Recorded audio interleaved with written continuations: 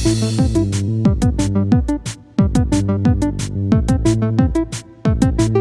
Students, मैं पीयूष राजपूत और आपका अपना चैनल पीयूष कोचिंग क्लासेस। तो बच्चों, आज हम शुरू करने जा रहे हैं अपने नीट के केमिस्ट्री के प्रीवियस ईयर्स के क्वेश्चंस को। हम देखेंगे अपने लास्ट 33 ईयर्स के क्वेश्चंस को। आपको पता ही है कि अपने लास्ट ईयर के क्वेश्चन से कितना वेटेज रहता है। लगभग 70% पेपर आपको उसके में से ही दिखाई देता है। तो चलो बच्चों, आज शुरू कर रहे हैं अपना chapter haloalkanes and haloarenes. तो देखते हैं बच्चों फर्स्ट क्वेश्चन क्या कहता है। द रिएक्शन ऑफ C6H5CH, आपके पास C6H5 CH double bond CH है, और आपको जो रिएक्शन कराई जा रही है वो किससे कराई जा रही है? HBr से। ठीक है, अब देखो, जो इससे बनने वाला कार्बोकैटायन होगा तो दो पॉसिबिलिटीज़ बच्चों हैं। पहली पॉसिबिलिटीज़ है कि C6H5CH प्लस CH2CH3 ये वाला कार्बोकैटायन बने, या फिर बच्चों आपका जो कार्बोकैटायन होगा वो ये बन सकता है C6H5CH2 CH प्लस CH3। तो ये बच्चों हमारे पास दो कार्बोकैटायन बने। अब देखो, बताओ कौन सा कार्बोकैटायन ज़्यादा स्टेबल। अगर आप इस पर नज़र डालो तो इस वाले कार्बोकैटायन में इस बेंजीन के साथ ये रेजोनेंस में है और ये आपका प्लस आई इफेक्ट शो कर रहा है, जबकि यहाँ पर प्लस आई तो है लेकिन रेजोनेंस नहीं है। तो ये जो कार्बोकैटायन होगा वो मोर स्टेबल होगा। तो जिसका इंटरमीडिएट सबसे ज़्यादा स्टेबल प्रोडक्ट वही देगा। तो आपका यही कार्बोकैटायन आपको प्रोडक्ट देगा और क्या बनेगा? तो इस पोजीशन पे आके Br जुड़ जाएगा और बन जाएगा C6H5 BrCH2CH3। क्लियर है इतनी बात? तो बस हमें क्या याद रखना है, जिस भी रिएक्शंस में आपको कार्बोकैटायन जो भी इंटरमीडिएट बन रहा है वो इंटरमीडिएट अगर स्टेबल है प्रोडक्ट वही देगा। चाहे प्रोडक्ट स्टेबल हो या ना हो, आपका इंटरमीडिएट स्टेबल होना चाहिए। ठीक है बच्चों, तो क्या ऑप्शन आपका हो गया? सी। कोई दिक्कत तो नहीं? चलो अब देखते हैं हम सेकंड क्वेश्चन क्या कहता है। कह रहा है in the replacement reaction ClMf gives CF plus Mi, the reaction will be most favorable if M happens to। देखो बच्चों, अब आपके पास ये एक टर्शरी हैलाइड है। कैसा हैलाइड है? Tertiary halide. ठीक है, तो जो टर्शरी हैलाइड है बच्चों वो आपका SN1 रिएक्शन देते हैं, और जो SN1 रिएक्शन है आपको पता है वो आपकी आयनिक मैकेनिज्म शो कर रहे हैं। ठीक है बच्चों, अब इस रिएक्शन के अंदर जो जितना ज़्यादा आयनिक करैक्टर रखेगा वही आपका मोर फेवरेबल होगा। तो जो सबसे ज़्यादा आयनिक करैक्टर है वो कौन रख रहा है? RBF। तो जो जितना ज़्यादा आयनिक करैक्टर रखेगा वही आपके लिए मोर फेवरेबल है, क्योंकि इसका सबसे ज़्यादा आयनिक करैक्टर है, यानी कि ये आपका सबसे ज़्यादा आयनाइजेशन देगा। कोई दिक्कत तो नहीं? क्यों? इसका रीज़न मैंने आपको बताया कि जो भी आपकी टर्शरी हैलाइड की रिएक्शंस है वो आपकी SN1 रिएक्शन है, यानी कि आयनिक मैकेनिज्म शो करती है। आयनिक मैकेनिज्म शो कर रही है, यानी कि फेवरेबल रिएक्शंस के लिए आयनिक करैक्टर का हाई होना ज़रूरी है। आयनिक करैक्टर हाई किस में है? तो RBF में। तो ऑप्शन आपका हो गया सी। चलो आगे बढ़ते हैं। अब आपके पास when chlorine is passed through propane at 400 degree which of the following is form. क्या है आपके पास? प्रोपेन। चलो भाई, CH3 CH double bond CS2। तो देखो बच्चों, जैसे ही आपके दिमाग में 400 यानी कि लगभग 7 यानी कि हाई टेम्परेचर सुनाई दे, बस सब आप दिमाग में रखोगे कि कैसा टेम्परेचर है? High temperature. जैसे ही आपको हाई टेम्परेचर नज़र आएगा, क्या? High temperature. तो हाई टेम्परेचर होते ही रिएक्शन में हमारा एडिशन होना मुश्किल हो जाता है। होता क्या है? सब्स्टिट्यूशन। एडिशन नहीं होकर सब्स्टिट्यूशन। एडिशन की पॉसिबिलिटी कम हो जाती है किसमें? हाई टेम्परेचर पर। ये कम होगी इसकी पॉसिबिलिटी, जबकि सब्स्टिट्यूशन की पॉसिबिलिटी बढ़ जाती है। तो इसमें आपका जब आप रिएक्शन करा रहे हो, क्लोरीन गैस पास कर रहे हो, तो इसकी जो एलाइलिक पोजीशन है बच्चों, कौन सी पोजीशन है? एलाइलिक। इस एलाइलिक पोजीशन पर आपका सब्स्टिट्यूशन होता है, एक H निकलता है और क्लोरीन जुड़ जाता है। यानी कि जितना भी ज़्यादा हाई टेम्परेचर होगा उतना आपका एडिशन की पॉसिबिलिटी कम और आपकी सब्स्टिट्यूशन की पॉसिबिलिटी बढ़ेगी। तो इसमें क्या बनेगा? आपका एलाइलिक क्लोराइड। क्लियर है इतनी बात, इसे दिमाग में रखोगे याद। चलो देखते हैं अगला कि elimination reaction of 2 bromopentane to form pent 2इन। आपके पास क्या है बच्चों, तो 2 ब्रोमोपेंटेन। ओके, तो पहले से बना लेते हैं हम पेंटेन को। CH3 CHBr CH2 CH2 CH3। ठीक है बच्चों, तो 1 2 3 4 और 5 2 ब्रोमोपेंटेन आपके पास अवेलेबल है और आपको एलिमिनेशन करनी है। देखो बच्चों, एलिमिनेशन के लिए 2 पॉसिबिलिटीज़ हैं, या तो इधर से H निकले इधर से Br निकले। तो आपके पास जो बनेगा बच्चों वो बनेगा CH2 CH CH2 CH2 CH3। और जबकि जो दूसरा, अगर हम इस पोजीशन से हाइड्रोजन को निकालते हैं तो बच्चों क्या बन जाएगा, CH3 CH double bond CH CH2 CH3। ठीक है, अब देखो 2 बनी है आपके पास एल्कीन। तो आपको पता है जो आपकी सेटजेफ एल्कीन होती है वो मेजर होती है। सेटजेफ मतलब, तो सेटजेफ का मतलब है बच्चों जो मोर एल्काइलेटेड है। तो जो मोर एल्काइलेटेड होगी वो आपकी सबसे ज़्यादा स्टेबल होगी और वही बनेगी। तो मोर एल्काइलेटेड होगी ये। ठीक है, और आपका कौन सा एलिमिनेशन हुआ है, बीटा एलिमिनेशन हो रहा है। चलो भाई ये भी देख लेते हैं। तो बीटा एलिमिनेशन है, सेटजेफ को फॉलो करती है और डीहाइड्रो हेलोजिनेशन हो रहा है। तीनों चीज़ें हो रही हैं, यानी कि बीटा एलिमिनेशन भी हुआ, सेटजेफ रूल भी लग रहा है और डीहाइड्रो हेलोजिनेशन भी है। तो ऑप्शन हो गया ए। कोई दिक्कत, क्लियर होगी ना इतनी बात। चलो बच्चों देखते हैं अपना 5th क्या कहता है। कह रहा था hydrolysis reaction that take place at the slowest rate among the following is. अब देखो बच्चों मैं आपको कुछ चीज़ें बता देता हूँ। देखो बच्चों, जब कभी भी आपके पास एक होता है CH3 CH2 Cl, एक होता है CH3 CH double bond CH2, इस पोजीशन से एक क्लोरीन लगा दी। ठीक है बच्चों, और ये हो गया आपका, एक होता है आपके पास CH2 Cl और एक आपके पास है ये।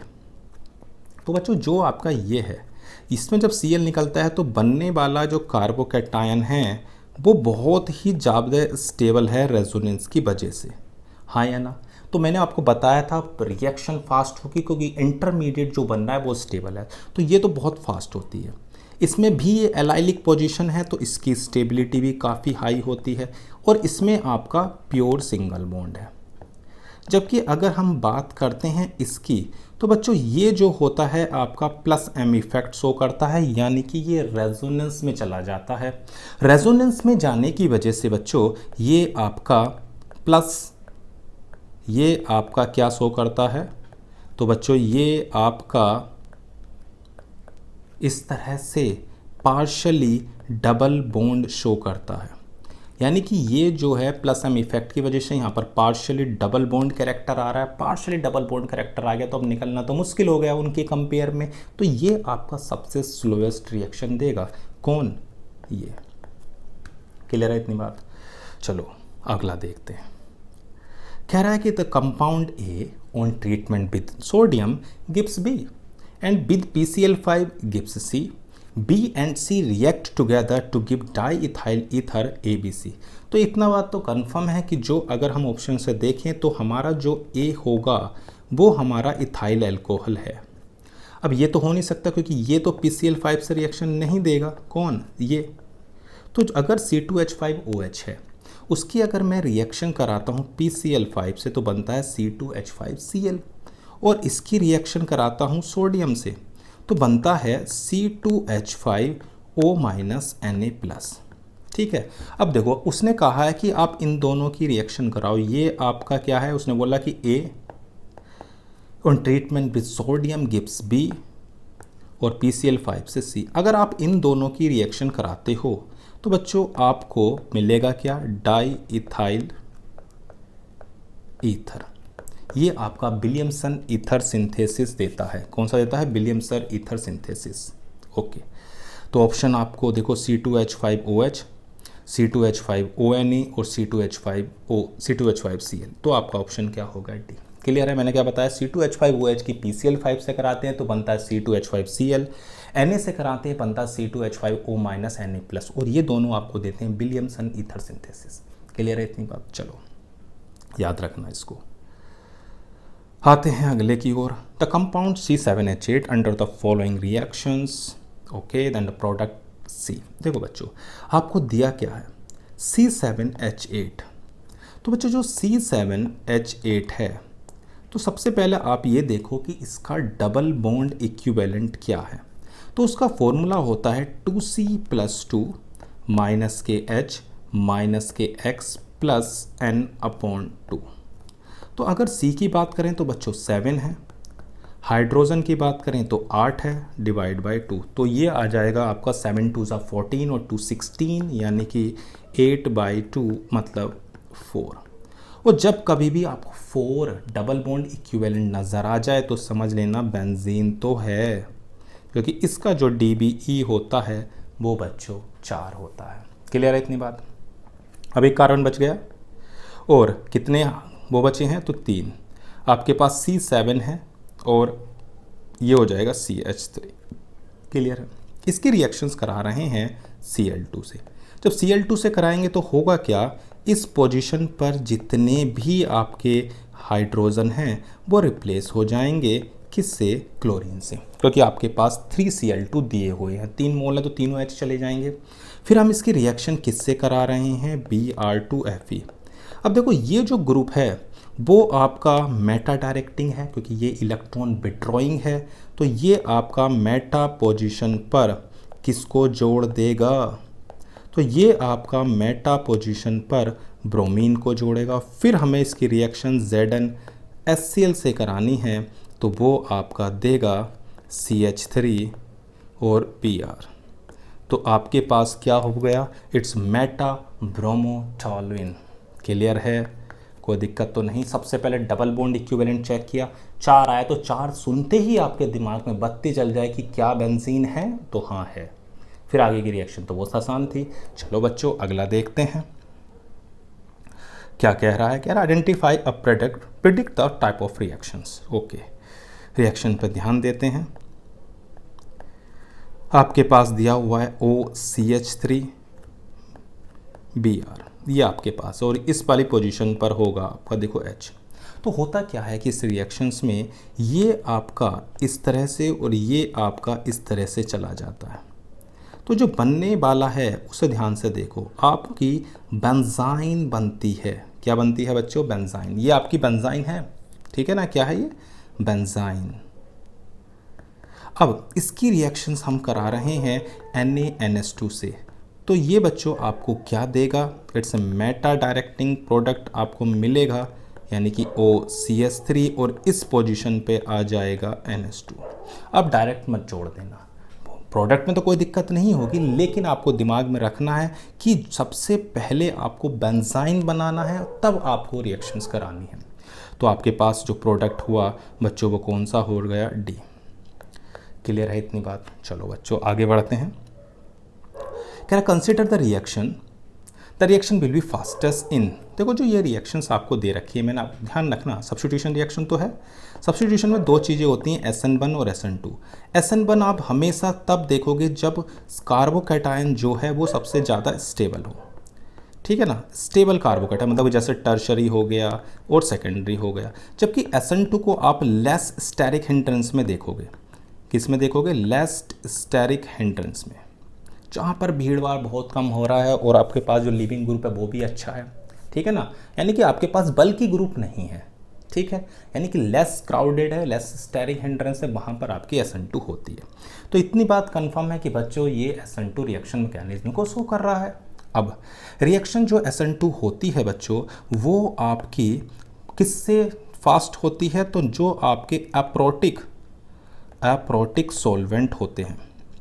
अब एप्रोटिक सॉल्वेंट की बात करें तो जो DMF है आपका, वो आपका अप्रोटिक सॉल्वेंट होता है, यानी कि NN डाई मिथाइल फॉर्माडाइड, ये आपका क्या है, अप्रोटिक सॉल्वेंट है, जो SN2 रिएक्शंस मैकेनिज्म को फास्ट करने का काम करेगा।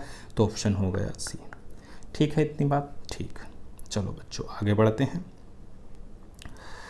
कह रहा है which of the following biphenyl is optically active. देखो बच्चों, जो बाइफिनाइल हैं तो आपको दिमाग में रखना है जो भी आपके ऑर्थो बाइफिनाइल होते हैं बच्चों वो आपके ऑप्टिकली एक्टिव होते हैं। उसका रीज़न क्या है ऑप्टिकली एक्टिव? देखो भाई, ऑप्टिकली एक्टिव वो होते हैं जो एक दूसरे की मिरर इमेज तो हों लेकिन सुपर इम्पोज ना हो। जैसे आपको ये मेरे दो हाथ दिखाई दे रहे हैं दोनों, तो ये एक दूसरे की मिरर इमेज तो है लेकिन सुपर इम्पोज नहीं है। सुपर इम्पोज करने के लिए ऐसा करना पड़ेगा और ये सुपर इम्पोज ऐसे होंगे नहीं। तो ऑर्थो बाइफिनाइल ऑप्टिकली एक्टिव होते हैं क्योंकि वो एक दूसरे की मिरर इमेज है लेकिन सुपर इम्पोज नहीं होते। क्यों? क्योंकि वो डिफरेंट प्लेन में लाई करते हैं। ये आपको दिमाग में बात याद रखनी है। क्या बताया मैंने? किस में? डिफरेंट प्लेन में। वो आपके डिफरेंट प्लेन में होते हैं। तो अगर आप देखो तो ये आपको मिरर इमेज भी दिख रहे हैं एक दूसरे के और नॉन सुपर इम्पोजिबल हैं क्योंकि ये बच्चों आपके डिफरेंट प्लेन्स में हैं। तो इतनी बात क्लियर हो गई, कोई दिक्कत वाली बात तो है नहीं। आसान से क्वेश्चंस आपके पास हैं। अगले बात है, क्या कहता है? CS3 क्वेश्चन है आपके पास, CS3 CS2 CS2Br। अब इसकी रिएक्शंस मैं करा रहा हूँ KOH से। ठीक है बच्चों, अब देखो हो क्या रहा है, इसमें आपको एलिमिनेशंस दिखाई दे रहा है। तो यानी कि जो एल्कोहलिक QH, याद रखना एल्कोहलिक QH हमेशा आपको एलिमिनेशन रिएक्शन देगा। एलिमिनेशन देगा तो क्या बनेगा? CS3CH कितना हो जाएगा आपके पास? CS3CH double bond CH2। ठीक है, एलिमिनेशन रिएक्शन, पहली रिएक्शन आपकी एलिमिनेशन है। दूसरे की ओर बढ़ते हैं तो इसे ध्यान से देखो, इसमें क्या हो रहा है? इसमें बच्चों आपका एडिशन रिएक्शन हो रही है। अगर आप एक्वस KOH, ध्यान रखना KOH में भी आपकी है कि अगर एक्वस से कराते हो तो एडिशन है और अगर आप एल्कोहलिक से कराते हो तो एलिमिनेशन है। हाँ या ना? चलो अब देखो, उनके में एडिशन रिएक्शंस परफॉर्म कर रहा है। चलो भाई, ये हो गया OH। तो दूसरी हमारी कैसी हो गई बच्चों? Addition, sorry substitution. एडिशन का नाम आ रहा है, इसमें एक निकल के एक गया है तो रिएक्शन हो गई सब्स्टिट्यूशन। तो जो एक्वस KOH है बच्चों वो आपका सब्स्टिट्यूशन देगा और जो एल्कोहलिक QH है बच्चों वो आपका एलिमिनेशन देगा। तो पहली हो गई एलिमिनेशन, दूसरी हो गई सब्स्टिट्यूशन। तीसरे पे ध्यान से देखो, इसमें दो ब्रोमीन जुड़ रहे हैं तो ये जो रिएक्शन है बच्चों वो आपकी एडिशन है। क्या है? एडिशन। तो आपके पास एलिमिनेशन भी हो गई, सब्स्टिट्यूशन भी हो गई और एडिशन भी हो गई। तो ऐसा ऑप्शन कहाँ है? एलिमिनेशन, सब्स्टिट्यूशन और एडिशन। कोई दिक्कत तो नहीं, बहुत आसान था। बस आपको याद रखना है जो एल्कोहलिक QH वो एलिमिनेशन, जो आपका एक्वस है वो सब्स्टिट्यूशन दे रहा है। ठीक है, चलो आगे बढ़ते हैं। कह रहा है कि 2 possible stereo structure of which are optically active are called. देखो बच्चों, आपके पास है CS3 CH OH और COH, ये आपके पास है ऑप्टिकली एक्टिव। मैंने आपको बताया कि ऑप्टिकली एक्टिव वो होते हैं जो एक दूसरे की मिरर इमेज तो हों लेकिन सुपर इम्पोज ना हो, और जो एक दूसरे की मिरर इमेज होते हैं लेकिन सुपर इम्पोज नहीं होते वो हमारे क्या होते हैं? एनेंसोमर्स। क्या होते हैं बच्चों? एनेंसोमर। जैसे मैंने अगर ये लिया हुआ है और मैं इसकी मिरर इमेज बनाऊं तो क्या होगा? यहाँ पर COH CS3 OH और H। तो ये जो फर्स्ट और सेकंड आपको दिखाई दे रहे हैं ये एक दूसरे की मिरर इमेज तो हैं लेकिन सुपर इम्पोज नहीं होते, इसलिए बच्चों ये आपके एनेंसोमर्स होते हैं। क्लियर है इतनी बात? चलो बच्चों आगे बढ़ते हैं। क्या कहता है? कह रहा है in SN1 reaction on chiral centres there is an inversion. देखो बच्चों, SN1 रिएक्शन की मैंने आपको बताया क्या होती है। ये आपकी यूनिमोलिकुलर सब्स्टिट्यूशन रिएक्शन होती है। इसमें होता क्या है तो आपको 3 स्टेप याद रखने हैं। सबसे पहला काम कि आपका Lg जा रहा है, लीविंग ग्रुप आपका जो होता है वो जाता है, लीविंग ग्रुप गया, कार्बोकैटायन बना। क्या बना? कार्बोकैटायन बना। जो कार्बोकैटायन बनेगा वो अपने को अरेंज करता है फॉर स्टेबिलिटी, रीअरेंजमेंट पॉसिबिलिटी है इसके अंदर, और फिर आपके पास जो न्यूक्लियोफाइल है वो अटैक करेगा। ठीक है ना? पहला क्या हो? लिविंग ग्रुप का जाना, कार्बोकैटायन का बनना और रीअरेंज होना, और उसके बाद न्यूक्लियोफाइल का अटैक करना। ठीक है बच्चों, अब ये जो हमारे पास जो कार्बोकैटायन बन रहा है अब उसमें होता क्या है? उसमें आपके दोनों पॉसिबिलिटीज़ होती हैं। ठीक है ना? यानी कि जो अटैक हुआ है वो सामने से भी हो सकता है और पीछे से भी। जैसे कि एग्जांपल अगर मैं लूँ तो आपके पास बच्चों दोनों पॉसिबिलिटीज़ होंगी, ठीक है। क्या क्या पॉसिबिलिटीज़ मैंने बताई है, तो मैंने अब आपको बताया कि जो कार्बोकैटायन बना है अब उसमें अटैक इधर से भी हो सकता है और इधर से भी, लेकिन ध्यान रखना जो सामने से अटैक लीविंग ग्रुप जा रहा है और सामने से न्यूक्लियोफाइल आ रहा है तो टक्कर हो रही ना, मतलब थोड़ा बहुत शील्डिंग कर रहा है, और शील्डिंग करेगा तो थोड़ी बहुत शील्डिंग की वजह से पीछे से अटैक होना आसान है, सामने से कम। तो हमारा जो इन्वर्जन तो हो रहा है लेकिन रिटेंशन लीड करता है, यानी कि सामने से अटैक थोड़ा सा कम होगा पीछे के कंपेयर में। क्लियर है इतनी बात। मैंने क्या बताया कि लीविंग ग्रुप का निकलना, कार्बोकैटायन का बनना, रीअरेंज होना और उसके बाद न्यूक्लियोफाइल का अटैक करना। तो जो न्यूक्लियोफाइल अटैक करेगा तो आगे से और पीछे से दोनों तरफ से कर सकता है, लेकिन आगे से जब अटैक करा तो थोड़ी बहुत शील्डिंग की वजह से थोड़ा सा उसके कंपेयर में उसका रेट कम होता है। क्लियर है इतनी बात। तो आपके पास ऑप्शन क्या हो गया, ए। चलो बच्चों आगे बढ़ते हैं, क्या कहता है। देखो बच्चों 14 क्वेश्चन क्या कह रहा है, which of the following compounds will undergo racemization when solution of KOH hydrolysis. Okay, तो देखो बच्चों आज आपका जो रेस्मीकरण यानी कि हम बोलते हैं एक्वस KOH से रिएक्शंस करा रहे हैं, तो सबसे पहले उसका कायरल कार्बन एटम ढूंढो। अब देखो इसमें और इसमें तो कायरल कार्बन एटम है, इसमें भी नहीं है, इन तीनों में आपका कोई भी कायरल सेंटर नहीं है, इसमें है कायरल सेंटर, ठीक है। तो सिर्फ फोर्थ आपको शो करेगा, लेकिन ऐसा कोई भी ऑप्शन नहीं है जिसमें अकेला फोर्थ हो, तो ये ऑप्शन आपके गलत हैं और इसका आंसर आप नन लिख सकते हैं। तो मैंने क्या बताया, उसके लिए आपको कायरल कार्बन सेंटर का होना ज़रूरी है, कायरल सेंटर सिर्फ और सिर्फ फोर्थ में है। चलो बच्चों आगे देखते हैं 15th।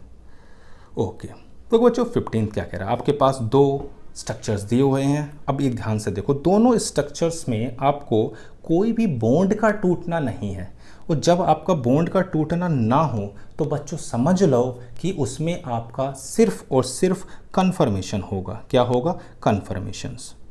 यानी कि जब आपके बॉन्ड नहीं रोटेट, सिर्फ बॉन्ड टूट नहीं रहे, ब्रेक नहीं हो रहे हैं, बॉन्ड ब्रेक नहीं हो रहे हैं, सिर्फ रोटेट कर रहे हैं, तो आपके कन्फर्मर्स होते हैं।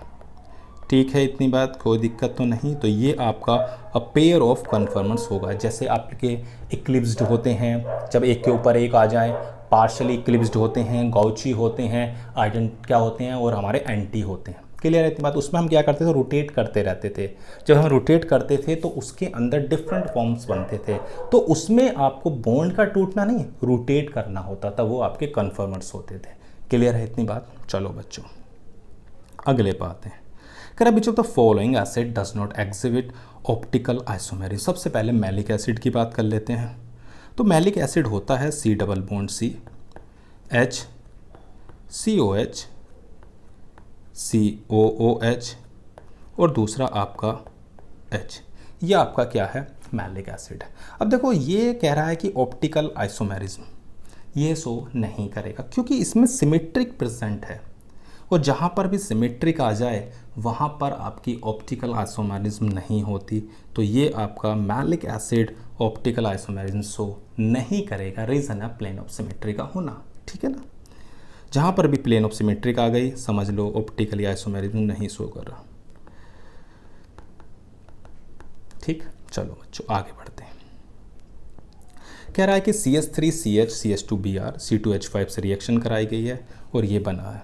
अब देखो ध्यान से, ये जो दोनों रिएक्शंस हो रही हैं इसमें कहीं पर भी रीअरेंजमेंट हो रहा है, नहीं हो रहा है। यानी कि रीअरेंजमेंट आपका इसके अंदर है ही नहीं, और रीअरेंजमेंट अगर नहीं हो रहा इसका मतलब ये आपकी जो रिएक्शन है वो SN2 है। कैसी है, SN2 रिएक्शंस है। अब पहली वाली में भी कोई रिजल्ट नहीं, CH3CH जब Br निकला C2H5O जुड़ गया। ऐसी दूसरी है। तो जो भी रिएक्शंस में आपका कोई भी रीअरेंजमेंट नहीं है वो रिएक्शन आपकी SN2 होगी। यानी कि दोनों की दोनों रिएक्शन SN2 हैं। ठीक है, SN1 में मैंने आपको बताया था क्या होता था। SN1 के अंदर बच्चों पहले लीविंग ग्रुप जाएगा, कार्बोकैटायन बनेगा, फिर रीअरेंजमेंट होगा और फिर कहीं जाकर न्यूक्लियोफाइल अटैक करेगा। जबकि SN2 में लीविंग ग्रुप का जाना और न्यूक्लियोफाइल का जुड़ना साथ साथ होता है। क्लियर है इतनी बात। चलो बच्चों आगे बढ़ते हैं। क्या कहता है, कह रहा विच of the following compounds undergoes nucleophilic substitution reaction most easily. देखो मैंने आपको बताया था कि जो आपकी क्लोरोबेंजीन होती है उसमें इस पोजीशन पर पार्शियल डबल बॉन्ड हो जाता है। क्या होता है? Partial double bond.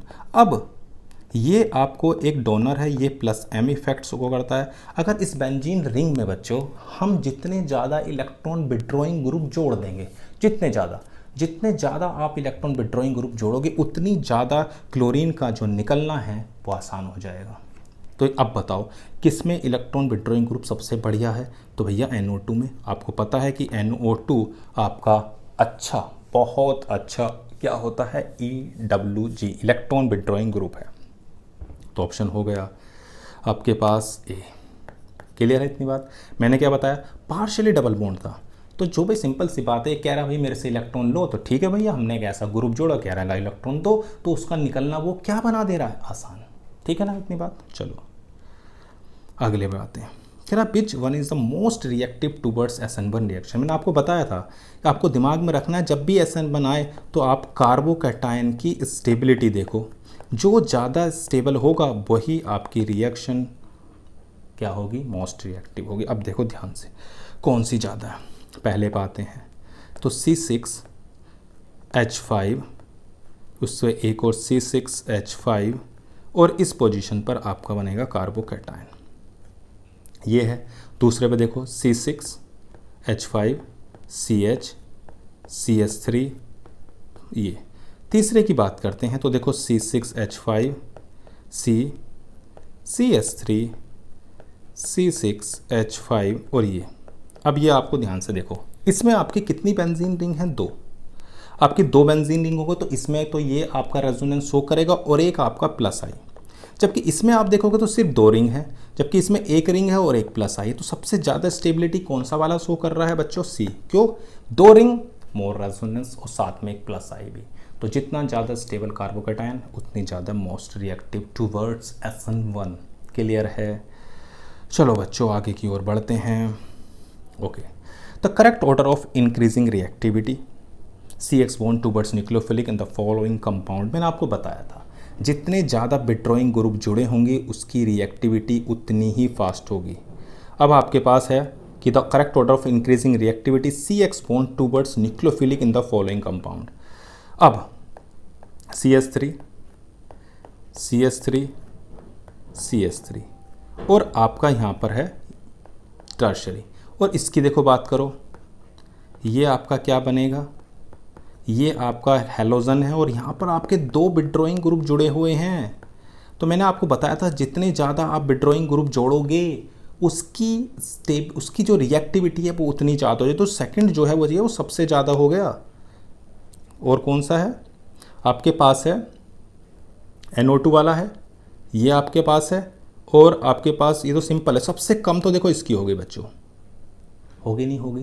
क्योंकि इसमें पार्शियली डबल बॉन्ड है। फर्स्ट सबसे कम है, उससे ज़्यादा सेकंड है, क्योंकि यहाँ पर NO2 आगे थोड़ी सी बढ़ा रहे हैं उसकी रिएक्टिविटी को निकलने। लेकिन ये देखो ये कौन है? ये टर्शरी है। और टर्शरी आपको पता है ये सबसे ज़्यादा स्टेबल होगा इन चारों में, और ये आपका सेकेंडरी है। तो थर्ड सबसे ज़्यादा हो गया, उसके बाद ये हो गया फोर्थ, उसके बाद सेकंड, उसके बाद फर्स्ट। तो ऑप्शन आपका हो गया ए। क्लियर है इतनी बात? तो मैंने क्या बताया कि बेंजीन यानी कि जो क्लोरोबेंजीन है उसमें हैलोजन आपको पार्शियली डबल बॉन्ड दिखा रहा। अब मैंने बताया था जितने ज़्यादा उस पर आप विड्रॉइंग ग्रुप जोड़ोगे उसका निकलना आसान हो जाएगा। औरों में आसान क्यों है? क्योंकि बनने वाला कार्बोकैटायन ज़्यादा स्टेबल है। वो आपका कौन सा है? टर्शरी है, और वो आपका सेकेंडरी है। क्लियर है इतनी बात? तो टर्शरी मोर स्टेबल, उसके बाद सेकेंडरी, उसके बाद आपका इलेक्ट्रॉन विड्रॉइंग ग्रुप, और फिर आपका क्लोरोबेंजीन जो सबसे पीछे है। क्लियर है इतनी बात? चलो बच्चों आगे बढ़ते हैं। क्या कहता है अगले? कह रहा है in the following reaction. Okay, आपके पास है C6 CH2Br। इसकी रिएक्शन हमें करानी है Mg से, सिंपल Mg ईथर। तो ये ग्रिग्नाइट रीजेंट बन जाएगा, बनेगा C6H5 CH2 MgBr। अब हमें इसकी रिएक्शन को किससे कराना है? H3O+ से। किससे कराना है? H3O+ से। देखो क्या बनता है। अब हमारे पास क्या क्या है? अब देखो इस H3O+ से कराएंगे तो ये जो Mg है इस पर तो पार्शियली पॉजिटिव और इस पर पार्शियली निगेटिव चार्ज आएगा, क्योंकि ये मेटल है और ये इलेक्ट्रॉन देती है। जो H3O प्लस है उसमें से जो H प्लस होगा वो तो यहाँ जुड़ जाएगा। भाई सिंपल सी बात है, पॉजिटिव पे तो यही जुड़ेगा ना, तो बनेगा C6H5CH3 और जो साथ में बनेगा वो Mg के साथ आ जाएगा OH और आ जाएगा Br। तो C6H5CH3 कौन सा ऑप्शन हो गया? सी। कितना आसान था, यानी कि पहले ग्रिग्नाइट एजेंट बनाया और फिर उसकी हाइड्रोलिसिस करा दी। चलो बच्चों आगे बढ़ते हैं। ओके 22 क्वेश्चन क्या कहता? तो देखो बच्चों कह रहा है which of the following is an example of nucleophilic substitution reaction. Nucleophilic substitution reaction की बात हो रही है। अब देखो RX प्लस NaRR RNaX, ये जो आपको दिखाई दे रहा है ये आपकी बूट्स रिएक्शन है, ठीक है, और ये फ्री रेडिकल रिएक्शन मैकेनिज्म होती है। RX प्लस H2 ये भी है, RX प्लस MgX ये आपकी ग्रिग्नाइट एजेंट है। सिर्फ यही जो रिएक्शन है बच्चों कि RX की अगर मैं रिएक्शन KOS से करा रहा हूँ तो मैंने आपको बताया था ये आपकी ROH प्लस क्या बन रही है KX, ये आपकी SN2 रिएक्शन मैकेनिज्म शो करेगी और न्यूक्लियोफिलिक सब्स्टिट्यूशन रिएक्शन है। तो ऑप्शन हो गया डी। सही है ना, मैंने बताया था ना एक्वस KOH में सब्स्टिट्यूशन होता है, अल्कोहलिक KOH में एलिमिनेशन हो रहा था, ये ध्यान रखोगे बात। चलो भाई अगले पे आते हैं। क्या कहता है? कह रहा है कि how many stereoisomer does the molecule have. Okay अब देखो स्टीरियोआइसोमर्स यानी कि ऑप्टिकली और ज्योमेट्रिकल, ठीक है। तो देखो बच्चों सबसे पहले अगर आपको ज्योमेट्रिकल देखनी है तो उसमें आप देखते थे नंबर ऑफ डबल बॉन्ड्स। तो नंबर ऑफ डबल बॉन्ड्स की अगर बात करें तो हमारे पास डबल बॉन्ड कौन सा है? तो ये सिर्फ ये डबल बॉन्ड है एक। तो फॉर्मूला क्या होता है नंबर ऑफ ज्योमेट्रिकल आइसोमर का? तो फॉर्मूला होता है 2 की पावर n और n की वैल्यू है 1, तो कितने हो गए 2। अगर ऑप्टिकल आइसोमर की बात करें तो बच्चों ऑप्टिकल आइसोमर्स जो होते हैं वो भी 2 की पावर n होते हैं और n जो होते हैं number of chiral carbon atoms होते हैं। तो इसमें देखो कौन कौन से हैं, CH3 CH double bond CH CH2 CH Br CH3। तो ये जो कार्बन आपको दिखाई दे रहा है ये वाला, ये आपका कायरल कार्बन एटम है, क्योंकि चारों ग्रुप डिफरेंट है, यानी कि ऐसा कार्बन एटम जिसके पास चारों डिफरेंट ग्रुप हों, यानी कि sp3 हाइब्रिडाइज कार्बन एटम जो आपका क्या रख रहा है डिफरेंट 4 एटम्स या 4 ग्रुप्स। तो इसमें है तो एक कायरल हो गया, तो ये हो गया 2 की पावर 1, तो यानी कि 2 + 2 यानी कि 4 आपके क्या हो जाएंगे बच्चों स्टीरियो आइसोमर्स। ठीक है, इतनी बात ज्योमेट्रिकल आइसोमर हो गए। और एक बात का और ध्यान रखोगे, ये जो डबल बॉन्ड था तब तो हमने सिंपल फॉर्मूला लगा दिया, लेकिन अगर यहीं पर ऐसा होता कि जो ग्रुप जुड़े हुए हैं डबल बॉन्ड्स के यानी कि दोनों किनारों पर, इसमें कहीं पर भी आपको सेम ग्रुप नहीं दिखाई दे रहे थे, लेकिन अगर ग्रुप सेम है यानी डबल बॉन्डेड से यानी कि दोनों साइड्स में सेम ग्रुप हैं, सेम ग्रुप दोनों साइड्स में जो ग्रुप हैं अगर सेम है तो आपका फॉर्मूला थोड़ा सा बदल जाएगा, 2 की पावर n-1 और 2 की पावर p-1। और जो p है वो आपका n/2 होता है जब n आपका कैसा होगा इवन होगा, और p = n-1/2 होता है जब ये ओड होगा। तो इसे भी याद रख लेना, ये तब है जब एंड से जुड़े हुए ग्रुप सेम है, ठीक है ना। ओके आगे बढ़ते हैं। तो ऑप्शन आपका इसमें 4 हो ही गया है। अब आते हैं 24 पर। कह रहा है SN2 substitution reaction of the type which of the following has the highest relative rate. ठीक है, एक बात बताओ, ये जो आपकी रिएक्शंस है वो SN2 है और मैंने बताया था SN2 के लिए आपका लेस स्टेरिक हिंड्रेंस हो, क्या हो, लेस स्टेरिक हिंड्रेंस।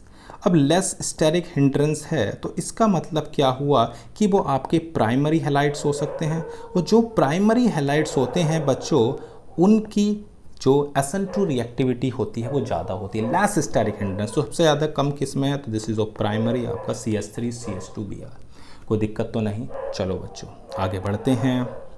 कह रहा है there is no rotation of plane polarised light by a compound in specific solvent though to be a chiral, it mean that. देखो बच्चों एक बात को ध्यान रखना कि उसने बोला है कि कोई भी रोटेशंस नहीं है, no rotation of plane polarised light, कोई भी रोटेशन नहीं है, जबकि कायरल हो या ना हो ये फ़र्क नहीं पड़ता। अब देखो है क्या जो हमारे मीज़ो कंपाउंड्स होते हैं, कौन से कंपाउंड बच्चों, मीज़ो, तो उस मीज़ो कंपाउंड में आपकी सिमेट्रिक होते हैं। कैसे होते हैं, सिमेट्रिक, यानी कि ऐसा समझ लीजिए कि अगर यहाँ पर ए है तो ये ए है, ये बी है तो ये बी है, और ये डी है तो ये आपको एक सिमेट्रिक नज़र आ रही है। तो इस प्लेन ऑफ सिमेट्रिक में अगर देखो तो ऊपर का पोर्शन अगर इसको क्लॉकवाइज घुमाता है तो बच्चों ये इसको ऐसे घुमाएगा, यानी कि क्लॉकवाइज है तो दूसरा एंटी क्लॉकवाइज है, जिसकी वजह से उसका नेट रोटेशन 0 होता है, यानी कि वो प्लेन पोलराइज राइट को रोटेट नहीं करते, इस वजह से वो ऑप्टिकली इनएक्टिव होते हैं। कौन से, मीज़ो। तो दिमाग में जैसे आए कि भाई वो कायरल और मीज़ो कंपाउंड समझ लेना कि वो हमारे हैं। मैंने क्या बताया, प्लेन ऑफ सिमेट्रिक होती है, ऊपर का पोर्शन अगर क्लॉकवाइज है तो नीचे का पोर्शन उसका उल्टा यानी कि एंटी क्लॉकवाइज देता है। तो हमारा जो कंपाउंड होगा वो सर्टेनली मीज़ो होगा। ठीक है, आगे बढ़ते हैं। क्या रहा है, chiral centre which of the following represents R configuration. तो देखो आर कॉन्फ़िगरेशन की बात करते हैं। अगर मैं आर कॉन्फ़िगरेशन को देखूं तो आप क्या करें, आप इनकी प्रायोरिटी के हिसाब से, यानी या तो एटॉमिक मास लें या एटॉमिक नंबर। तो सबसे ज़्यादा एटॉमिक नंबर किसका आएगा इसके अंदर, तो क्लोरीन का। इसे नंबर 1 दोगे, ये आपका 2 हो गया, ये आपका 3 हो गया, और ये 4। तो जैसे ही मैं इसको ऐसे घुमा रहा हूँ इस तरह से, ध्यान रखना एक ट्रिक है ये कि हम 1 से 2 और 2 से फिर 3 की ओर जाते हैं। और अगर कभी भी हॉरिजॉन्टल लाइन पर हाइड्रोजन आ जाए, ध्यान सुनना, वर्टिकल पर नहीं, हॉरिजॉन्टल पर, रोड पर, ऐसा समझो कि जैसे ही हॉरिजॉन्टल लाइन पर कभी हाइड्रोजन आ गई तो आप जिस रास्ते को फॉलो करें तुरंत बदल दो। ये ट्रिक है, ध्यान रखना जल्दी क्वेश्चन होने के लिए। तो आप 1 से 2, 2 से 3 जा रहे थे, रास्ते में कौन आ गई, हाइड्रोजन को सोचो बिल्ली, यानी कि बिल्ली ने रास्ता काट दिया, और जैसे ही रास्ता काटा तो आपने रास्ता बदल लिया, तो ये क्या हो गया, एस। ध्यान रखना हॉरिजॉन्टल लाइन पर कभी भी एच आ जाए और आप जिस रास्ते को जा रहे हो तुरंत बदल लेना। ठीक है, इतनी बात, ओके। तो ये आपका Cl था, नंबर 1 हो गया, ये 2, ये 3 और ये 4, इसमें तो कोई प्रॉब्लम ही नहीं है। आप 1 से 2, 2 से 3, 3 से 4 ऐसे जा रहे हैं, तो ये आपका कौन सा हो गया, आर। ध्यान रखो कि ट्रिक क्या है कि आपने 1, 2, 3 नंबर किसके अकॉर्डिंग दिए हैं, उनके एटॉमिक मास या एटॉमिक नंबर। ठीक है भाई, सिंपल सी बात है, उनके एटॉमिक मास की प्रायोरिटी के हिसाब से आप उन्हें नंबर दे दीजिए। फिर उसके बाद 1 से 2, 2 से 3 जाएं। अगर गलती से कभी भी एच मतलब बिल्ली आ जाती है, वो रास्ता काट देती है, तो अपना रास्ता बदल लो। ठीक है ना, तो आर है तो ऐसा हो जाएगा और ऐसा तो आर हो जाएगा। क्लियर है इतनी बात, ओके, बहुत अच्छी बात है। देखते हैं आगे। कह रहा which of the following is not chiral, कि कौन सा कायरल नहीं है। ओके, 27 पे आते हैं। कह रहा है 2 हाइड्रोक्सी प्रोपेनोइक एसिड। ठीक है, प्रोपेनोइक एसिड है तो 3 है, CH3, CH2, COOH, और इस पोजीशन पे है OH। तो ये तो कायरल है क्योंकि ये और ये चारों के चारों ग्रुप डिफरेंट हैं। 2 ब्यूटेनॉल भी बना लेते हैं, तो CH3 यहाँ से आ जाएगा OH, CH2, CH3, और ये हो गया H। तो ये भी आपके चारों ग्रुप डिफरेंट हैं, ये भी अलग है, ये भी अलग है, ये भी अलग है, ये तो ये भी कायरल है। अगला है 2,3 ट्राई ब्रोमोपेंटेन। ठीक है भाई, 5 बना लेते हैं, ये हो गया BR, अगला भी हो गया BR, और फिर हो गया 1, 2, 3, 4 और 5। तो अगर आप देखोगे तो ये भी कायरल है और ये भी कायरल है, हाँ या ना। अब आते हैं 3 ब्रोमोपेंटेन, 1, 2, 3, और उसके बाद CH2, CH3। तो अगर आप देखोगे तो ये दोनों ग्रुप सेम है, और सेम है तो ये कायरल नहीं है, तो ऑप्शन हो गया डी। कायरल के लिए होना क्या चाहिए, जो भी आपके चारों ग्रुप्स हैं वो डिफरेंट हो, तभी आपका कायरल होगा। चलो बच्चों आगे की ओर बढ़ते हैं। क्या कहता है, which of the following undergo nucleophilic substitution exclusive by एसनबर्न मैकेनिज्म। तो मैंने आपको बताया था सबसे ज़्यादा एक्सक्लूसिव रिएक्शन कौन देती है, बेंजाइल। कौन सबसे ज़्यादा देगी, बेंजाइलिक पोजीशन पर अगर जुड़ा है तो बेंजाइलिक देगी, उसके बाद आपकी एलाइलिक है, और फिर आपकी टर्शरी, फिर आपकी सेकेंडरी, और फिर आपकी प्राइमरी आती हैं।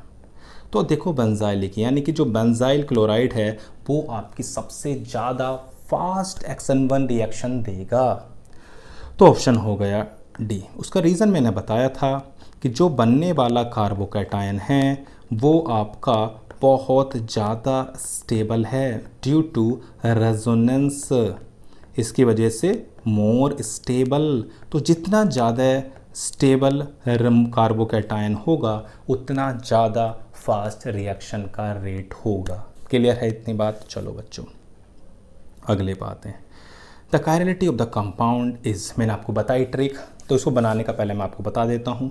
सबसे पहले आप हॉरिजॉन्टल और वर्टिकल लाइन खींचें। जो आपका डैश से दिखाई दे रहा है उसको देखो, जो ऊपर है तो उसे तो ऊपर ही लिख दो, और जो नीचे है उसे नीचे लिख दो।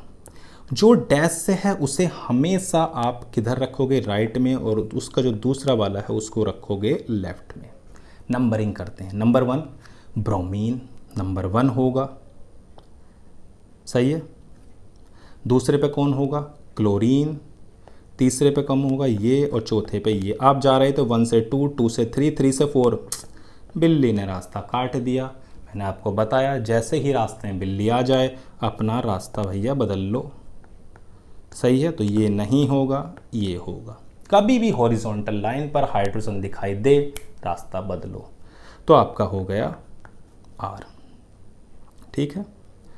आगे बढ़ते हैं। कह रहा विच of the following the least reactive in A nucleophilic substitution reaction, कौन सा है? मैंने आपको बताया था, देखो ये है टर्शरी, काफ़ी अच्छा कार्बोकैटायन बनेगा स्टेबल। ये आपका है एलाइलिक, और ये आपका सिंपल प्योर सिंगल बॉन्ड है यानी कि प्राइमरी। दिक्कत कौन करेगा? ये वाला। ये क्यों? क्योंकि देखो CH2 डबल बॉन्ड CHCl है। जब आप इसमें रेजोनेंस देखो एक बार ज़रा, ये है आपके पास। अब ये बॉन्ड ऐसे इस तरह से जा रहा है, तो क्या बनता है रेजोनेंस से? तो बनता है CH2, यहाँ पर आ जाएगा negative, CH double bond Cl positive. यानी कि जो क्लोरीन है वो क्लोरीन पर आपको पॉजिटिव चार्ज नज़र आ रहा है, और आपको पता है कि जो क्लोरीन होती है वो इलेक्ट्रोनिगेटिव एलिमेंट है।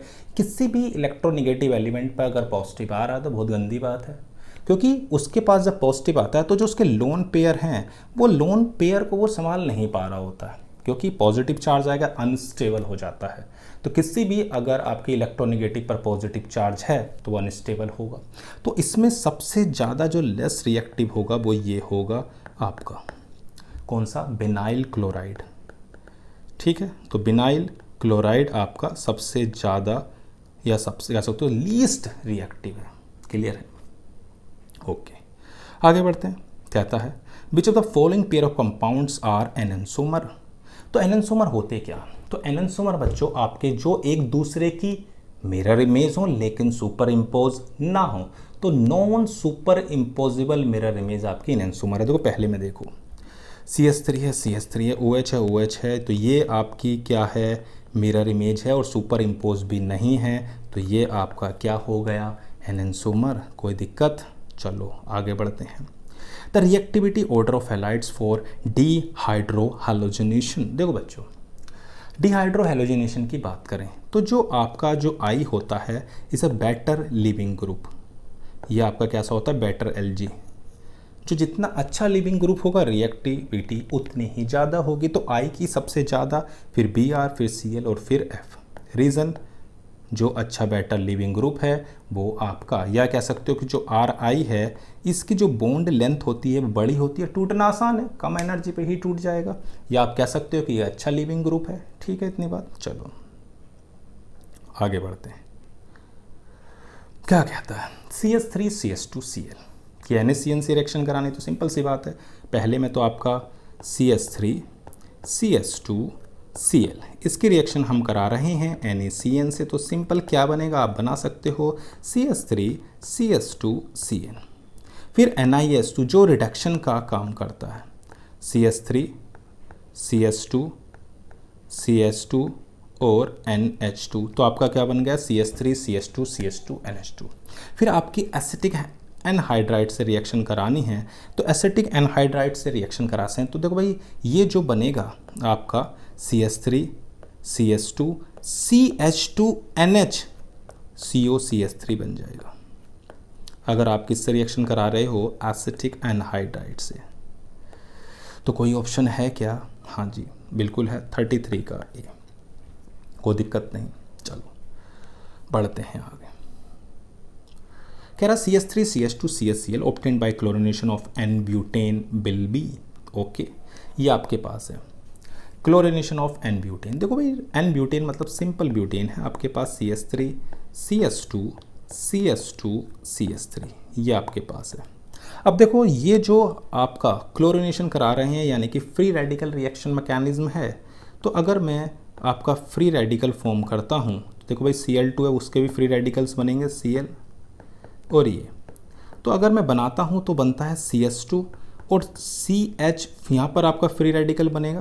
भाई बनने को तो यहाँ भी बन सकता है लेकिन ये 2 डिग्री है, 2 डिग्री ज़्यादा स्टेबल होता है। तो देखो बच्चों अब 2 पॉसिबिलिटीज़ हैं कि अटैक Cl का इधर से भी हो सकता है और अटैक इधर से भी हो सकता है। तो ये जो अटैक है वो दोनों साइड से हो रहा है, फ्रंट से भी और बैक से भी, इसीलिए आपके 2 प्रोडक्ट मिलते हैं जिसको आपका रैसमिक मिक्सचर बोलते हैं। क्लियर है इतनी बात? मैंने क्या बताया, जो बनने वाला क्या है फ्री रेडिकल है, तो अटैक सामने से भी पॉसिबल है और बैक से भी, यानी 2 प्रोडक्ट बने, यानी कि जो दोनों हैं वो आपके क्या हैं, रैसमिक मिक्सचर होते हैं। ठीक है, कोई दिक्कत तो नहीं। चलो आते हैं आगे। 35 कह रहा है कि in organic C4H9Cl on reaction with N diethyl ether gives a hydrocarbon which on monochlorination gives only 1 chloro derivative. चलो भाई अब देखो क्या क्या हो सकता है। अब देखो बच्चों अगर मेरे पास CH3 4 कार्बन है, CH2 होता और मैं इसकी Na ड्राई ईथर से रिएक्शन करा तो सिंपल सी बात है वुड्स रिएक्शन होती और ये आपका बन जाता CH2 4 कार्बन जुड़ जाते, यानी कि 4 होते हैं और 4 और हो जाते, तो ये डबल हो जाता। अब बताओ क्लोरिनेशन की तुम बात कर रहे हो, भाई यहाँ पर भी पॉसिबल है और इस जगह पर भी पॉसिबल है, इन पर भी पॉसिबल है, तो यानी कि इसमें तो ऐसा नहीं है कि मोनोक्लोरिनेशन होगा, इसमें तो ज़्यादा हो रहा है, तो यानी कि ये तो पॉसिबल नहीं है। और अगर देखें, अगर मैं CH3 CH3 ले लेता हूँ और दूसरा मैंने ले लिया CH2Cl, तो इसका भी अगर आप Na ड्राई ईथर से रिएक्शन करा रहे हो तो ये वुड्स रिएक्शन है और आपका क्या बन जाएगा CH3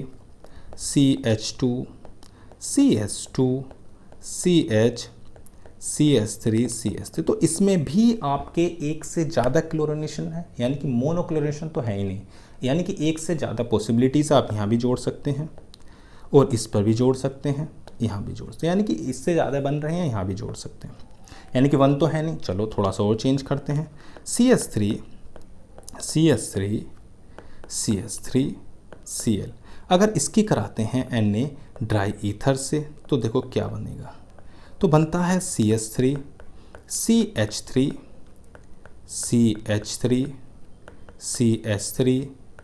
CH3 तो देखो बच्चों ये आ गया आपका।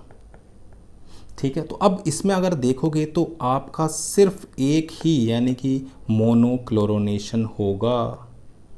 अब मोनोक्लोरिनेशन हो रहा है तो आपका जो प्रोडक्ट है बच्चों वो क्या होगा, तो वो आपका टर्शरी होगा ब्यूटाइल क्लोराइड। हाँ या ना, ये दिमाग में रखना। एक से ज़्यादा पॉसिबिलिटीज़ थी, हमने बना के देखा, फिर देखा कि सिर्फ किसमें सिंगल क्लोरिनेशन है, तो वो एक में ही है।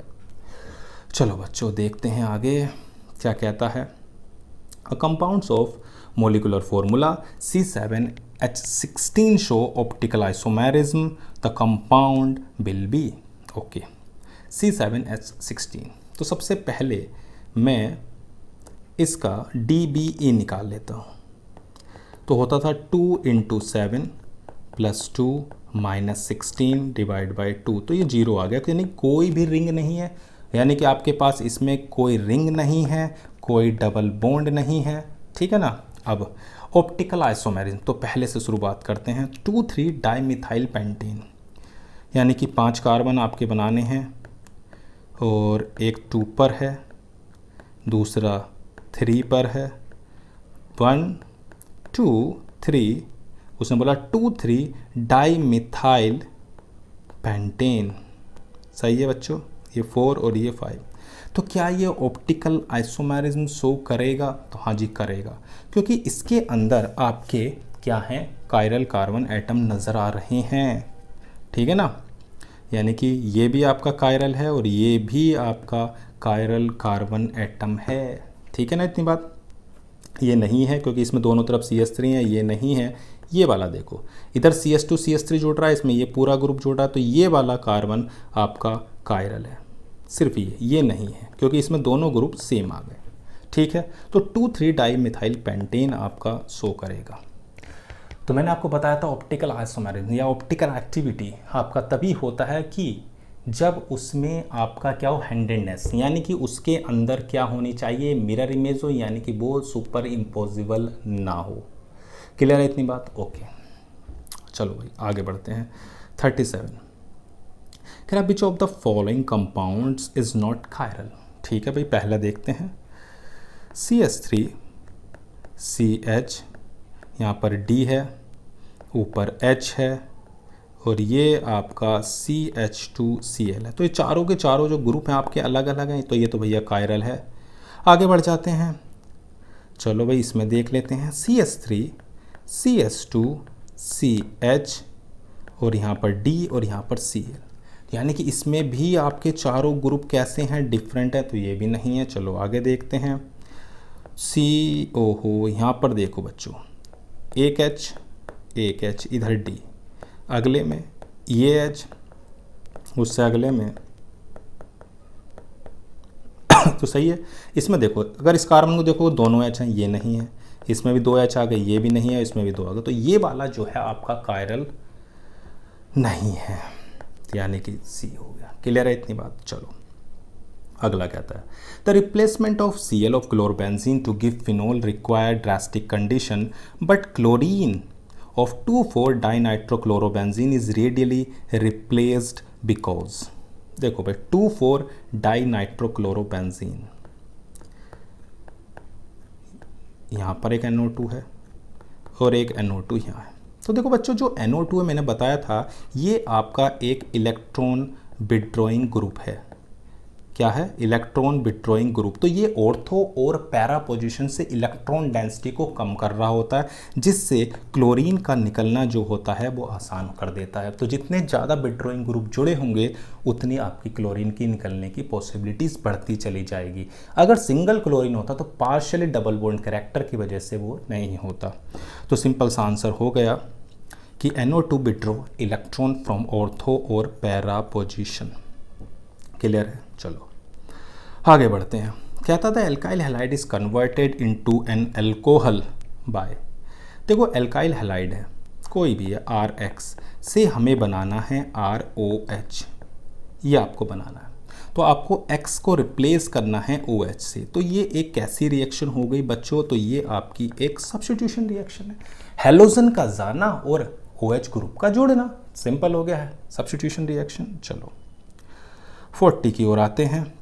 क्या the following reaction is described as, अब देखो ये वैसे ही ग्रुप है, तो ये जो BR है पहले इधर था, अब इसकी जगह OH जुड़ा है, तो वो बैक साइड से जुड़ा है। तो आपको पता है कि मैंने बताया था जब न्यूक्लियोफाइल जुड़ता है और लीविंग ग्रुप जाता है तो SN2 रिएक्शन में रिटेन होता है। क्या होता है? उसके अंदर इन्वर्जन हो जाता है। इन्वर्जन किस में होता है? SN2 में, जबकि SN1 में रिटेंशन होता है। यानी कि SN2 के अंदर जब क्या जोड़ निकल रहा होता है, लीविंग ग्रुप जा रहा है और पीछे से अटैक करता है कौन? न्यूक्लियोफाइल, तो उसमें आपका क्या होता है? इन्वर्जन। तो ये आपकी एक SN2 रिएक्शन है, दिमाग में याद रखना। 41 पे आते हैं। 41 कह रहा था reaction of tertiary butyl bromide with sodium methoxide produce. तो बच्चों देखो आपके पास क्या है? टर्शरी ब्यूटाइल ब्रोमाइड, CH3 एक चीज़ का आप दिमाग में रखना, ये दूसरा क्या है? Sodium CH3O Na+। देखो ये आपकी टर्शरी है, तो जहाँ पर टर्शरी आ जाए यानी कि जहाँ पर स्टेरिक हिंड्रेंस ज़्यादा हो तो वहाँ पर एडिशन या सब्स्टिट्यूशन का होना मुश्किल होता है, वहाँ पर एलिमिनेशन की पॉसिबिलिटी जुड़ जाती है। यानी कि जहाँ पर आपको टर्शरी हैलाइड्स दिखाई दे रहा है, यानी कि जहाँ पर क्राउडेड है, जहाँ पर स्टेरिक हिंड्रेंस है, वहाँ पर सब्स्टिट्यूशन ना होके एलिमिनेशन हो जाता है। तो ये आपका टर्शरी था, तो इसमें से जब एलिमिनेशन करोगे तो इधर से Br और H जब निकलेगा तो आपका बन जाएगा C double bond CH2CH3।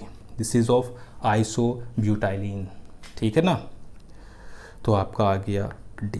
Clear है इतनी बात। कभी भी सब्स्टिट्यूशन मत करना, एलिमिनेशन करना है।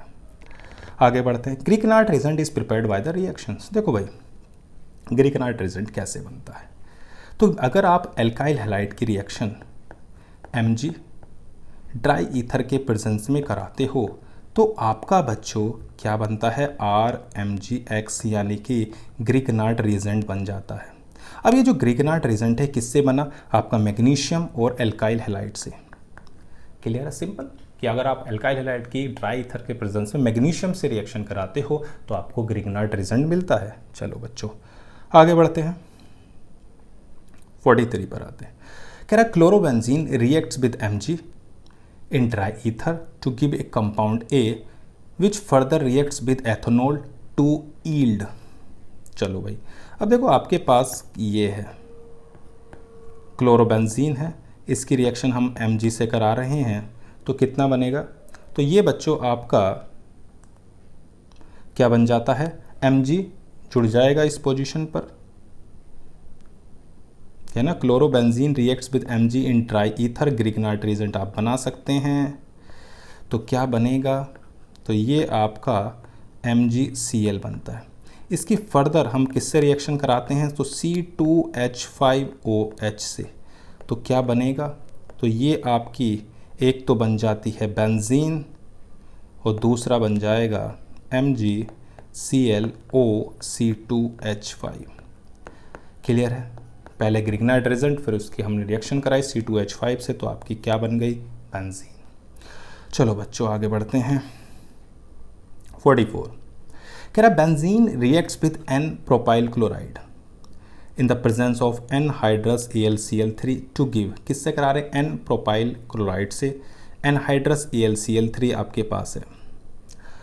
ओके तो देखो क्या बनेगा, एनहाइड्रस AlCl3। ओके आपके पास ये हो गई बेंजीन, CH3 CH2 CH2Cl।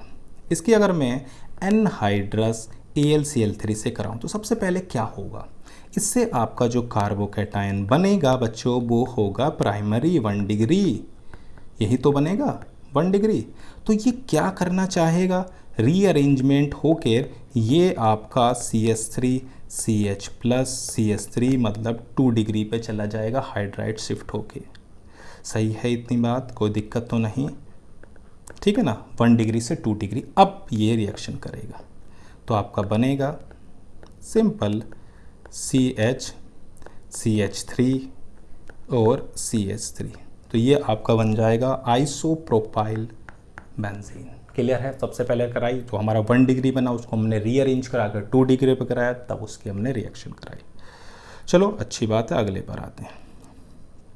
कह रहा which chloro derivative of benzene among the following would undergo hydrolysis most radially with aqueous sodium hydroxide to furnish the corresponding hydroxy derivative। मैंने आपको बताया था कि जितने ज़्यादा आपके इलेक्ट्रॉन विथड्रॉइंग ग्रुप होंगे, देखो दोनों पर 3 जुड़े हुए हैं, जितने ज़्यादा होंगे उतनी ज़्यादा आपके Cl के निकलने की टेंडेंसी बढ़ेगी, यानी कि उसकी हाइड्रोलिसिस बढ़ रही है। तो इसने क्लोरो डेरिवेटिव बेंजीन है, उसने आपसे पूछा था तो सबसे ज़्यादा किसकी होगी, तो इसकी होगी। क्यों, इसका रीज़न है कि जो इलेक्ट्रॉन विथड्रॉइंग है वो ऑर्थो और बच्चों पैरा पोजीशन से इलेक्ट्रॉन डेंसिटी को कम कर रहे हैं। ठीक है इतनी बात। चलो बच्चों आगे बढ़ते हैं। कह रहा विच of the following is an optical active.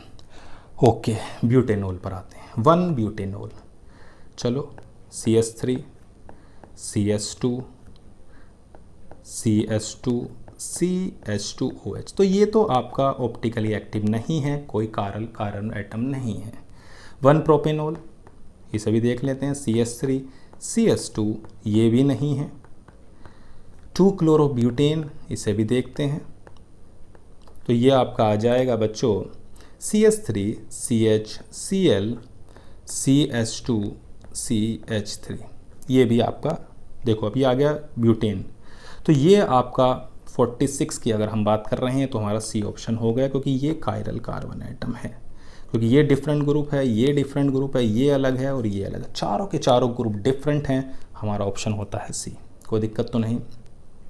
चलो ओके 47 क्या कहता है, trichloro acetaldehyde and CCl3CHO reacts with chlorobenzene in the presence of sulphuric acid produce. देखो बच्चों, आपको याद होगा, आपने NCERT यानी कि में आपने प्रिपरेशन पढ़ी थी किसकी, DDT। अगर मैं इसकी रिएक्शन कराता हूँ, CCl3 है, CH यहाँ पर डबल बॉन्ड है, और इसमें अगर आप देखो तो ये आपको 2 क्लोरोबेंजीन लेने हैं बच्चों, और यहाँ से एक H और इस जगह से AH, तो एक वाटर मॉलिक्यूल हम पूरा बाहर निकाल देंगे और आपका क्या बन जाएगा, CCl3 CH, एक इधर और एक इधर, ये जुड़ जाएगा। सही है इतनी बात। अब बताओ कौन सा ऑप्शन हो गया, तो आपका ऑप्शन है ये DDT, जिसे हम बोलते थे, याद करो, ठीक है ना, डाइक्लोरो डाइफिनाइल ट्राइक्लोरोइथेन। चलो बच्चों आगे बढ़ते हैं।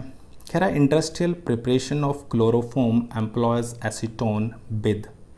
तो देखो बच्चों, क्लोरोफॉर्म की हम रिएक्शन करा रहे हैं, और किससे कराते हैं, तो ये आपका CaOCl2, ध्यान रखना, CaOCl2 की आप रिएक्शंस कराते थे वाटर से पहले, तो आपका बनता था Ca कितना, OH का होल ट्वाइस और साथ में Cl2, और फिर आप CaOH होल ट्वाइस की रिएक्शन कराते थे CH3 और Cl2 से, सॉरी, आपकी जो रिएक्शन हो रही है वो रिएक्शन हो रही थी Cl2 की, किससे, हमारे पास CH3 एसीटोन, ये होता था, बनता था CCl3 COCH3, ठीक है। उसकी फिर आप कैल्शियम हाइड्रोक्साइड से रिएक्शन कराते थे और बनता था CH3CO का होल ट्वाइस Ca, और साथ में मिलता था आपके पास क्या, CHCl3 क्लोरोफॉर्म। ये क्लोरोफॉर्म बनाने की आपका इंडस्ट्रियल प्रिपरेशंस था जो आप बनाते हो कैल्शियम हाइपोक्लोराइड से, यानी CaCl2 की वाटर से रिएक्शन करें तो कैल्शियम हाइड्रोक्साइड बनता है, फिर आप Cl2 की रिएक्शन एसीटोन से करा रही हैं और फिर ये आपका क्लोरोफॉर्म बनता है। तो ये आपका हो गया। This is the last question आता है, phosgene is a common name. तो याद रखोगे जो फॉस्जीन होता है वो आपका COCl2 होता है, और ये आपका कार्बोनिल क्लोराइड होता है। क्लियर है इतनी बात, कोई दिक्कत तो नहीं। तो बच्चों हमने अपने पूरे के पूरे 33 ईयर्स के क्वेश्चन जो हेलो एल्केन्स और हेलो एरिन्स थे से 49 क्वेश्चंस वो अब कंप्लीट कर लिए हैं। उम्मीद है आपको समझ में आ गए होंगे। अगर आपको कुछ भी कमेंट यानी कि आपको लगता है कि ये कुछ चीज़ें चेंज होनी चाहिए या कुछ भी आपका क्या हो, एडवाइस हो, सुझाव हो, तो आप कमेंट में लिखना ना भूलें और चैनल को सब्सक्राइब करें और वीडियो को शेयर करें। Thank you.